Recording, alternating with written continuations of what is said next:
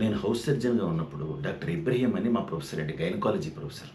మంచి surgeon, but బాగా కోపిస్ట్.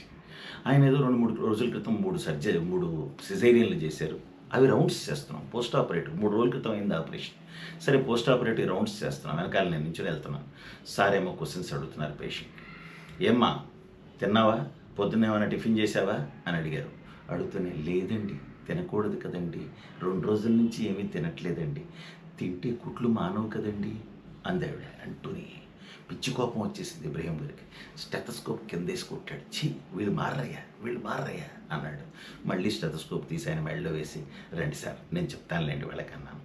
Next ఇంకో బెడ్ దగ్గరికి వెళ్ళేప్పటికి, ఏమ్మా యూరిన్ ఏంటి అంత డార్క్గా వస్తుంది, యూరిన్ ఏంటి అంత డార్క్గా వస్తుంది, మంచినీళ్ళు తాగాలమ్మా, బాగా మంచినీళ్ళు తాగాలి అని చెప్పాడు. అంటూనే ఆవిడ, లేదండి మంచినీళ్ళు తాగితే పళ్ళు ఊడిపోతాయట కదండి, మంచినీళ్ళు తాగితే పళ్ళు ఊడిపోతాయట కదండి, అందుకనే తాగట్లేదండి.